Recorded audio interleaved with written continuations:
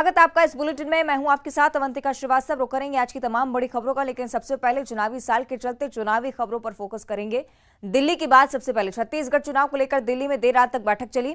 अमित शाह के घर पर देर रात तक इस बैठक में मंथन हुआ है। बीजेपी नेता बड़ी संख्या में मौजूद रहे। कोर कमेटी की मैराथन बैठक आप इसे कहेंगे।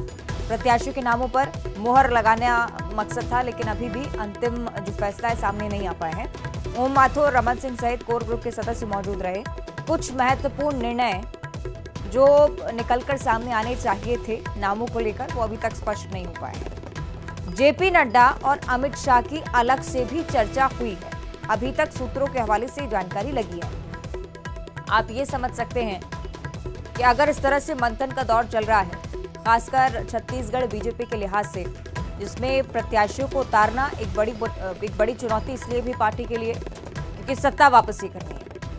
कुल मिलाकर चर्चा हुई है कुछ नामों को लेकर। ये बताया गया है कि आने वाले दिनों में जरूर ऐलान होगा, लेकिन उससे पहले जो बैठक चली उससे लेकर कोई पुख्ता जानकारी नहीं कि कितने नामों पर चर्चा हुई, किस सीट पर क्या समीकरण पार्टी देख पा रही है। अभी तक यही जानकारी है कि एक तरफ अमित शाह ने बैठक ली और दूसरी तरफ बीजेपी के राष्ट्रीय अध्यक्ष जेपी नड्डा और गृह मंत्री अमित शाह, दोनों की ही आपस में भी चर्चा हुई है। ज्यादा जानकारी हम लेंगे सहयोगी शिवम हमें ज्यादा जानकारी देंगे। शिवम, क्या कुछ हुआ है इस बैठक में और आगामी जो कार्यक्रम रहना है बीजेपी की तरफ से लिस्ट को लेकर, इसे लेकर कोई पुख्ता जानकारी? देखिए, बिल्कुल विधानसभा चुनाव की तैयारियों को जमीन पर परखने के लिए और विधानसभा प्रत्याशी के चयन के लिए कल केंद्रीय गृह मंत्री अमित शाह के आवास पर यह बैठक हुई थी, जिसमें बीजेपी के राष्ट्रीय अध्यक्ष जेपी नड्डा से जो कोर कमेटी के सदस्य हैं, चाहे वो ओम माथुर हो, रमन सिंह हो, अरुण साहू हो, वो मौजूद रहे। और अमित शाह के आवास पर लगभग 3.25 घंटे ये मैराथन बैठक चली, जिसमें प्रत्याशियों के नाम हैं उनको लेकर माथापच्ची हुई है। सूत्र बताते हैं कि कई प्रत्याशियों पर बात बन गई है और आज एक और बैठक होनी है जिसमें प्रत्याशियों के नाम पर मुहर लग सकती है।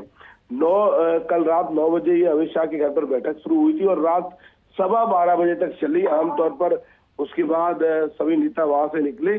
फिलहाल 2 चीजों को लेकर बीजेपी मैराथन बैठक कर रही है। एक तो जो केंद्र ऊपर से जो एपेक्स बॉडी है वो जो योजनाएं बना रही है, उनको कैसे चुनाव के दौरान जमीन पर उतारा जाएगा, और उसके साथ साथ प्रत्याशी चयन सबसे अहम भूमिका निभाता है। आज एक और बैठक होनी है जिसको लेकर चर्चाएं हैं कि उस बैठक के बाद प्रत्याशियों के नामों की एक बार फिर घोषणा हो सकती है। कुल मिलाकर ये माने कि अगली लिस्ट को लेकर मंथन की प्रक्रिया भी लगातार चल रही है। नाम कब तक सामने आते हैं ये स्पष्ट नहीं हो पाया। बहुत शुक्रिया आपका शिवम फिलहाल जानकारी के लिए। देखना होगा कि छत्तीसगढ़ बीजेपी की तरफ से चुनावी मैदान में कब तक प्रत्याशी उतारे जाते हैं, क्योंकि अभी तक मुहर नामों पर नहीं लग पाई।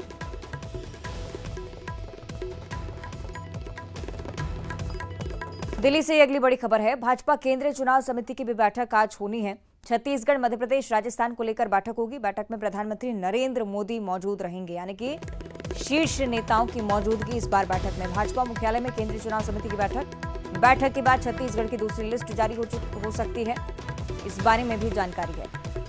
चुनावी साल और उससे पहले चुनावी राज्यों को लेकर बीजेपी फोकस बरतती हुई। इससे पहले बीजेपी की तरफ से प्रत्याशियों की एक लिस्ट जारी हो जाना लगातार बताता है कि बाकी पार्टियों से तो आगे चल रहे हैं, लेकिन दूसरी लिस्ट को लेकर अभी भी मंथन की स्थिति आप देख रहे हैं। चुनाव प्रबंध समिति आज की बैठक भी महत्वपूर्ण, क्योंकि ये माना जा रहा था कि बीजेपी की तरफ से दूसरी लिस्ट जारी हो सकती है इस बैठक के बाद। हालांकि अगर इस बैठक की गंभीरता आप देखें तो प्रधानमंत्री नरेंद्र मोदी की मौजूदगी आपको स्पष्ट करेगी। केंद्रीय गृह मंत्री अमित शाह अगर मौजूद रहने वाले हैं, जेपी नड्डा की अगर मौजूदगी होगी, तो आप समझ सकते हैं कि छत्तीसगढ़, मध्य प्रदेश और राजस्थान, इन तीनों ही राज्यों को लेकर फोकस है। आगामी चुनावी लिस्ट में किस किस का नाम शामिल होना है, कौन कौन सा उम्मीदवार किस सीट पर सबसे ज्यादा प्रबल हो सकता है, ये पता लगाने की कोशिश इस बैठक में होगी। और जितनी खबरें लेकर कर सामने आ रही हैं, जो अटकलें हम पार्टी में देख रहे हैं, इसके अनुसार आप ये कह सकते हैं छत्तीसगढ़ बीजेपी की दूसरी लिस्ट आज जारी होने की पूरी संभावना है। इसी के मद्देनजर ये बैठक बुलाई गई थी। मध्य प्रदेश और राजस्थान भी हालांकि चर्चा का विषय रहने वाले हैं। हो सकता है कि उन राज्यों के लिए भी बीजेपी कोई बड़े निर्णय पार्टी स्तर पर ले, क्योंकि पहली लिस्ट जारी हो जाने के बाद इंतजार दूसरे उम्मीदवारों को भी है। अगली लिस्ट को लेकर अगर नाम जारी हो जाते हैं तो चुनाव से पहले पर्याप्त समय होगा कि जनता के बीच और ज्यादा पकड़ मजबूत की जा सके। ये पहले ही निर्देशित कर चुकी है पार्टी कि जिनके नामों की घोषणा हो गई है वो जमीनी स्तर पर पहुंचकर प्रचार प्रसार शुरू कर दें। और दूसरी तरफ सेकंड लिस्ट को लेकर जो अटकलें हैं वो भी आने वाले कुछ दिनों में या आज स्पष्ट होने की पूरी संभावना। कुल मिलाकर बीजेपी जिस रिकॉर्ड को जनता के बीच पहुंचाने की कोशिश करे कि पार्टी लगातार अग्रसर है, ये भी माइंडसेट बिठाने की कोशिश के बीजेपी चुनाव को लेकर इतनी आश्वस्त और इतनी पूरी तरह से तैयार है कि नामों की घोषणा में कहीं देरी की संभावना हमें देखने को नहीं मिलती। छत्तीसगढ़ बीजेपी के लिहाज से क्या अटकल है ये भी हम समझ लेते हैं। सहयोगी युगल हमें ज्यादा जानकारी देंगे। युगल, दिल्ली की बैठक आखिरी मानी जा रही है। जब से दूसरी लिस्ट जारी होने की बातें हो रही थी, ये कहा गया कि चुनाव प्रबंध समिति की बैठक के बाद नाम हम बता देंगे। क्या ऐसा हो सकता है युगल आज? जी बिल्कुल अवंतिका, देखिए केंद्रीय चुनाव समिति की आज अहम बैठक होनी है और ये बात तय है कि ये बैठक के बाद कभी भी लिस्ट जारी हो सकती है। बीजेपी वैसे भी पहले सूची बना करके मनोवैज्ञानिक बढ़त बना चुकी है। 21 लोगों का जो नाम आया है, बीजेपी में बिल्कुल ऊर्जा का संचार है और वो ग्राउंड स्तर तक लगातार काम कर रहे हैं, प्रचार प्रसार में जुटे हुए हैं। और ये तय है कि एमपी और सीजी छत्तीसगढ़ दोनों की जिस तरह पहले भी सूची जारी की गई थी एक साथ, तो ये भी उम्मीद जताई जा रही है कि अभी भी इसके बाद जो सूची है वो जारी हो जाएगी। कल बैठकों का दौर चला। छत्तीसगढ़ के तमाम जो टॉप मोस्ट बड़े जो लीडर है वो वहां पर दिल्ली में मौजूद हैं। राय शुमारी ली जा रही है और ये भी तय हो रहा है कि अब जो टिकट का वितरण है फिलहाल केंद्रीय नेतृत्व पूरी तरीके से कर रहा है। वो अपने उसे जो है जारी कर रहा है टिकट। यहाँ पे जो स्थानीय जो बड़े जो नेता हैं उनकी राय जरूर ली जा रही है, लेकिन ये तय है कि जो टिकट वितरण की जो प्रणाली है इस बार कुछ बदलाव हुए हैं, ताकि ये केंद्र चाह रही है, केंद्र बीजेपी केंद्रीय नेतृत्व चाह रहे हैं कि यहाँ छत्तीसगढ़ में हर हाल में बीजेपी है वो सत्ता में लौटे। तो ये कहा जा सकता है कि अब बैठकों का दौर होगा केंद्रीय चुनाव समिति का और उसके बाद कभी भी जो टिकट है वो जारी हो सकता है। जी चलिए देखने वाली बात के आगे क्या कुछ हलचल रहती है। बहुत शुक्रिया आपका युगल जानकारी के लिए। 14 सितंबर का दिन भी बहुत महत्वपूर्ण है मध्य प्रदेश के लिहाज से भी, क्योंकि प्रधानमंत्री नरेंद्र मोदी बीना के दौरे पर आ रहे हैं। बीना में प्रधानमंत्री 1.5 घंटे तक रुकेंगे। पेट्रोकेमिकल्स परिसर के भूमि पूजन में वो शामिल होंगे। प्रोजेक्ट में करीब 2 लाख करोड़ के निवेश की संभावना। सुबह करीब 11 बजे बीना पहुंचेंगे प्रधानमंत्री। दोपहर 12:30 बजे बीना से भोपाल रवाना होंगे। बीना में नदी जोड़ो परियोजना की शुरुआत होने वाली है। केन बेतवा लिंक परियोजना पीएम मोदी जिसकी शुरुआत करेंगे। 2 लाख से ज्यादा लोगों को इससे रोजगार मिलने की संभावना है। तो ये पूरा आगामी कार्यक्रम प्रधानमंत्री नरेंद्र मोदी के दौरे से जुड़ा हुआ। कल 14 सितंबर बेहद ही खास दिन मध्य प्रदेश के लिहाज से एक बार फिर से मध्य प्रदेश की धरा पर कई सारी योजनाओं की सौगात के लिए पहुंच रहे हैं।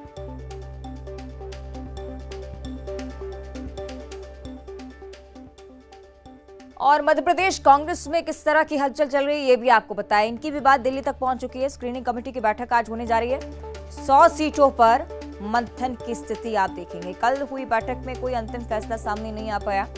आप देख रहे हैं दोनों ही पार्टियों में मंथन चल रहा है, लेकिन इतने बड़े स्तर पर चर्चा की जरूरत के निष्कर्ष तक निकलना बहुत ज्यादा मुश्किल। हालांकि आज फिर से बैठक होनी है स्क्रीनिंग कमेटी की। एमपी कांग्रेस की स्क्रीनिंग कमेटी की बैठक में तमाम बड़े नेताओं की मौजूदगी। यही चर्चा की जाएगी कि जब पहली लिस्ट जारी हो तो कौन कौन से नामों को इसमें शामिल किया जाए। मध्य प्रदेश कांग्रेस की भी अगर आप स्थिति देखें तो अभी तक लिस्ट जारी नहीं हुई है। हालांकि ये माना जा रहा था कि कल स्क्रीनिंग कमेटी की बैठक के बाद लिस्ट पर नामों पर मुहर लगेगी, लेकिन अभी तक जानकारी नहीं सामने आई। तो आज भी स्क्रीनिंग कमेटी की बैठक, उम्मीद है कि आज कोई निष्कर्ष निकले।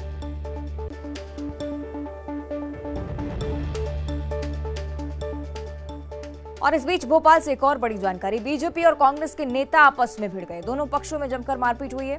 चुनावी साल और उसी तरह के मुद्दों को लेकर चर्चा लगातार चल रही थी, लेकिन आपस में बीजेपी और कांग्रेस के नेता भिड़ जाते हैं। तस्वीरें आप देखिए। भारी बहस हुई, विवाद की स्थिति, मारपीट तक बात पहुंच गई। चुनावी मुद्दों को लेकर चर्चा चल रही थी और इसी दौरान कार्यकर्ता आपस में भिड़ गए।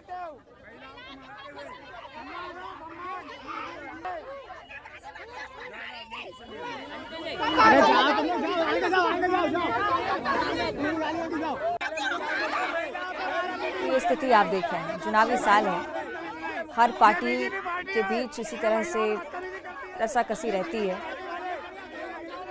लेकिन चुनावी मुद्दों को लेकर किस तरह से जंग में तब्दील हो जाता है, ये प्रत्यक्ष आप देख रहे हैं। बीजेपी और कांग्रेस के कार्यकर्ता, क्योंकि इस तस्वीर में अलग करना मुश्किल, जमीनी स्तर पर भी यही मौजूदगी थी, मारपीट जमकर हुई।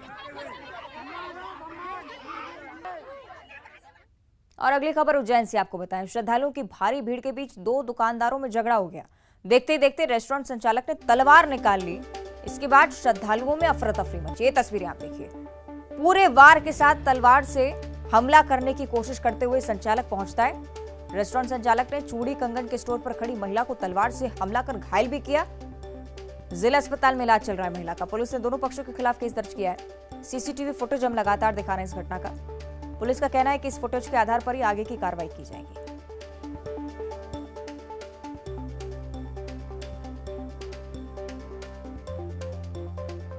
हारवाड़ी में कल एक विवाद हुआ था दो पक्षों में, जिसमें एक पक्ष के खिलाफ 324, 323, 294 का मुकदमा कायम किया गया है। इसमें एक आरोपी को पुलिस ने हिरासत में लिया है, दूसरे की तलाश जारी है। ग्वालियर चंबल अंचल की बात करेंगे, जहां पर हर्ष फायरिंग की घटनाएं थमने का नाम नहीं ले रही हैं। आज के दौर में लोग जन्मदिन, शादी, पार्टी में हर्ष फायरिंग कर ही रहे हैं। खास बात यह भी है कि हर्ष फायरिंग के वीडियो सोशल मीडिया पर अपलोड भी हो रहे हैं। ग्वालियर में हर्ष फायरिंग का ऐसा ही ताजा मामला सामने आया है। बच्चे के जन्मदिन की पार्टी में हर्ष फायरिंग चल रहा था और हर्ष फायर का वीडियो अब सोशल मीडिया पर वायरल हो गया है। बच्चे के जन्मदिन में बच्चों के सामने ही लाइसेंसी हथियार से फायरिंग की जा रही थी। ये तस्वीरें भी आप देखिए। वायरल वीडियो पुलिस के पास पहुंच चुकी है और पुलिस ने इस वीडियो की तस्दीक कर कार्रवाई की बात भी कही।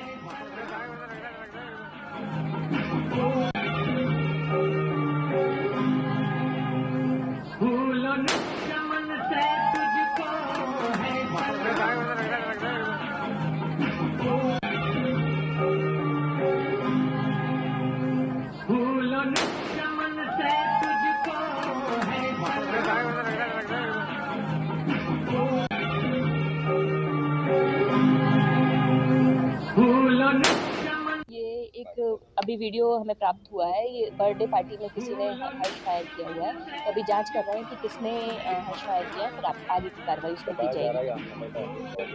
हाँ जी, आनंद नगर का एरिया बता रहे हैं। आनंद नगर में भी अभी पूरी एग्जैक्ट की ये कौन है इसने चलाया, ये अभी इसकी जाँच की जा रही है।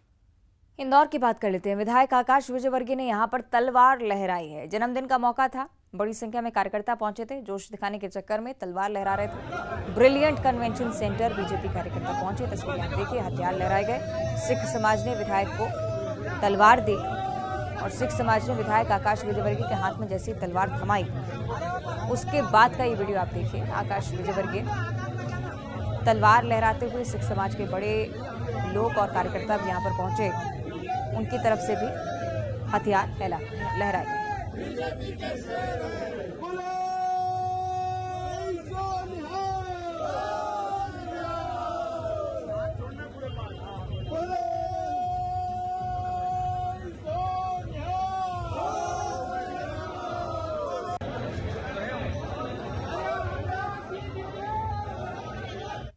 और अगली बड़ी खबर हम दुर्ग से आपको बताएं, जहां डेंगू का कहर लगातार बढ़ता जा रहा है। जिले में एक बार फिर से 9 नए मरीज मिलकर एक बार फिर से हड़कंप की स्थिति देखने को मिलती हुई। डेंगू के 9 नए मरीज भिलाई टाउनशिप में, जबकि 3 मरीज दुर्ग में 4 मरीज मिले हैं। 2 अन्य मरीज दूसरी जगहों पर मिले। 16 मरीजों का कुल मिलाकर अस्पताल में इलाज चल रहा है। जिले में डेंगू प्रभावितों की संख्या 193 पर पहुंच गई है। डेंगू की हम बात कर रहे हैं, जिसकी चपेट में दुर्ग बहुत लंबे समय से भी है। नगर निगम की टीमें लगातार रोकथाम के उपाय अपना रही हैं, लेकिन इसके बावजूद एक तरफ से रोकथाम और दूसरी तरफ लगातार प्रकोप बढ़ता हुआ। डेंगू प्रभावितों की संख्या इस मानसूनी सीजन में 193 पर। मरीजों के मिलने में अभी तक कमी नहीं आई है।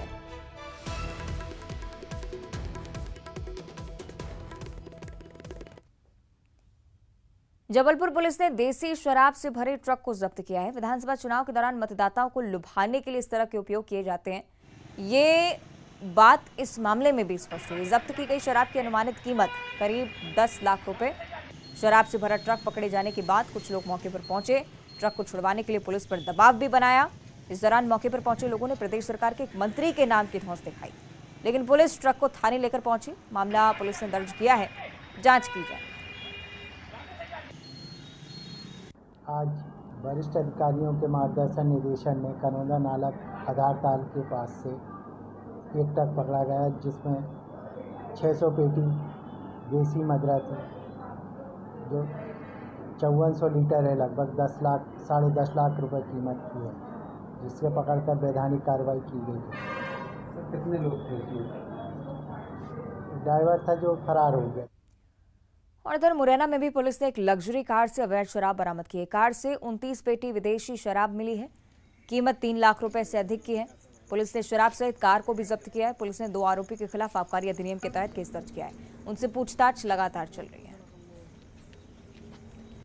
जो रेगुलर चेकिंग होती है हाईवे पर अल्लाह वैली में, वहाँ पर चेकिंग के दौरान आज सुबह एक गाड़ी मिली थी जो कि यूपी पासिंग गाड़ी है, और उसमें 2 व्यक्ति थे। उसमें 29 पेटी कुल शराब मिली है, और वो अंग्रेजी शराब है, और उसके साथ में गाड़ी के साथ में 2 व्यक्तियों को गिरफ्तार किया। सर क्या कीमत रही होगी इसकी? अब ये कीमत को तो अभी फर्दर इन्वेस्टिगेशन करेंगे तो पता चलेगा, और उनकी सबकी वो लगाएंगे। अंग्रेजी शराब है, कीमत काफ़ी रहनी। और छत्तीसगढ़ में भी कुछ यही सिलसिला, हालांकि यहाँ से अवैध शराब नहीं बल्कि कैश बरामद किया गया है। बिलासपुर की बात करें, 26,69,000 रुपए जब्त हुए हैं। ये खुलासा भी वाहन चेकिंग के दौरान 26,69,000 रुपए वाहन में भरकर ले जाए जा रहे थे। तारबार पुलिस ने 20 लाख रुपए जब्त किए हैं। 2 दिनों में अलग अलग जगह से 63 लाख रुपए बरामद किए जा चुके। चुनाव और सुरक्षा व्यवस्था के मद्देनजर तलाशी भी लगातार ली जा रही है।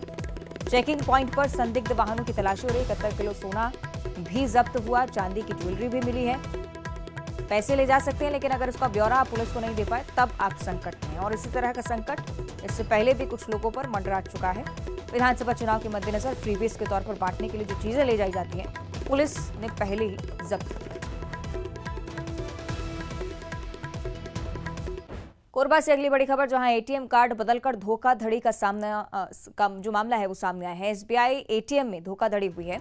बाल्को के रिटायर्ड कर्मी से 2 लाख की ठगी की गई। नाकेबंदी कर पुलिस ने आरोपियों को पकड़ा है। अंतर्राज्यीय गिरोह के 2 सदस्य इसमें गिरफ्तार हुए हैं। महज 3 घंटे में शातिर आरोपी पकड़े गए। हरियाणा से छत्तीसगढ़ आए थे ठगी करने के लिए।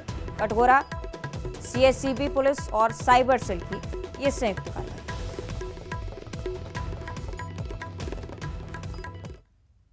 इधर कोरिया में दुर्ग सांसद और पाटन विधानसभा से बीजेपी उम्मीदवार विजय बघेल ने कांग्रेस पर एक बार फिर से निशाना साधा। कहा कि कांग्रेस के घोषणा पत्र की कलई खुल गई। कांग्रेस ने लोगों को छलने का काम किया। कांग्रेस के घोषणा पत्र से जनता का विश्वास उठ गया। अब सभी वर्ग के लोग बीजेपी की ओर आशा भरी निगाहों से ताक रहे। उनके घोषणा पत्र की पूरी तरह कलई खुल चुकी है। फरेब धोखे की और मतलब लोगों को छलने का एक जो जरिया है उनका घोषणा पत्र है। सबको धोखा दिए, सब वर्ग को दिए हैं।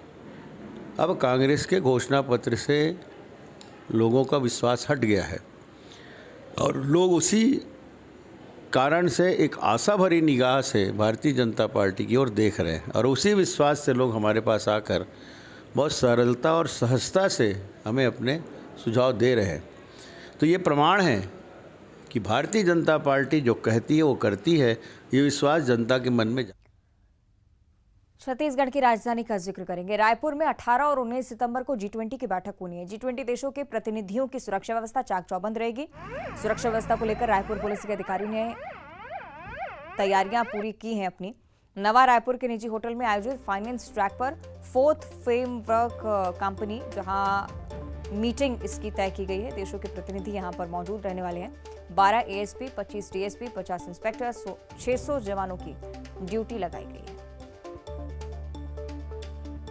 G20 में 20 देशों के प्रतिनिधि यहाँ पर आएंगे, और एक बड़ा आयोजन है ये, जिसमें छत्तीसगढ़ की प्रतिष्ठा से जुड़ी हुई है। विदेशियों मेहमान जो हमारे हैं उनकी सुरक्षा भी हमारी प्राथमिकता है। वरिष्ठ पुलिस अधिकारियों के द्वारा इस संबंध में सुरक्षा प्लान पूरा किया गया है। एयरपोर्ट में जो आप आएंगे वहाँ से लेके जो यहाँ पे रुकेंगे और विभिन्न स्थान जो भ्रमण करेंगे, सभी जगह सुरक्षा व्यवस्था की पर्याप्त प्लानिंग कर ली गई है, और उनको पर्याप्त सुरक्षा व्यवस्था। और G20 की बैठक को लेकर तैयारियां जोरों पर हैं। बीजेपी और कांग्रेस में इसको लेकर बयानबाजी भी तेज हो गई है। बीजेपी ने मुख्यमंत्री पर कार्यक्रम को बाधित करने के आरोप लगाए। पूर्व मंत्री अजय चंद्राकर ने ट्वीट कर राज्य सरकार पर निशाना साधा। कहा कि सरकार सम्मेलन को बाधित कर सकती है। कांग्रेस ने भी पलटवार किया। खड़गे जी के लिए मैं क्या बोलूं, वो समय समय पर कुछ कुछ बोलते रहते हैं। वो तो चाहते हैं कि राष्ट्रपति शासन लागू कर दें। यहाँ कांग्रेस की सरकारें हैं, आगे पीछे इलेक्शन होंगे, राष्ट्रपति शासन लागू कर दें। तो उनकी तो सोच ही है कि कैसे हटाओ, पब्लिक जिता रही है, लेकिन हम इनके इन प्रकार हटाएंगे, जोड़ तोड़ से हटाएंगे। लिए दिल्ली में रात्रि भोज आयोजित था, उसमें छत्तीसगढ़ का प्रतिनिधित्व करना था, उन्हें जाना था, परंतु भूपेश बघेल जी नहीं गए। अंतर्राष्ट्रीय नेताओं से मुलाकात होती, भारत के नेताओं से बातचीत होती, छत्तीसगढ़ का प्रतिनिधित्व जाता, कुछ बातें होती, छत्तीसगढ़ का विकास होता, परंतु भूपेश बघेल जी मात्र इसलिए नहीं गए कि खड़गे जी को उसका निमंत्रण नहीं था। और इसी के साथ बुलेटिन में इतना ही। नमस्कार।